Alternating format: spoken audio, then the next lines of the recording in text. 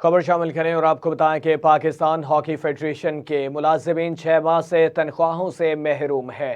ذرائع کے مطابق لاہور ہیڈ کوارٹر کے ملازمین تنگ دستی کی زندگی گزارنے پر مجبور ہیں، جس کے بعد ملازمین نے جلد واجبات ادا کرنے کا مطالبہ کیا ہے۔ ذرائع کا کہنا ہے کہ بیمار ملازمین کے پاس علاج معالجے تک کے پیسے نہیں ہیں۔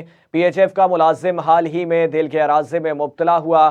ذرائع کے مطابق سینئر اور جونیئر کھلاڑیوں کے واجبات کا معاملہ بھی التوا کا شکار ہے۔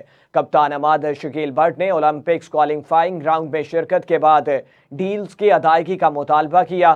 پی ایچ ایف کو حکومت کی جانب سے فنڈز ریلیز نہیں ہوئے۔ فنڈز کے لیے اسائنمنٹ اکاؤنٹ بھی کھولا جانا ہے۔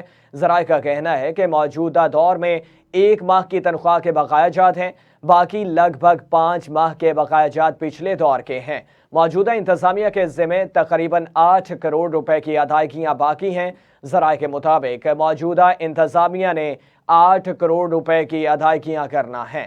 موجودہ انتظامیہ نے دسمبر کے آخری ہفتے میں فیڈریشن کے اکاؤنٹس بند کر دیے تھے، جس کی وجہ سے اب اسائنمنٹ اکاؤنٹ کھولنا ضروری ہے۔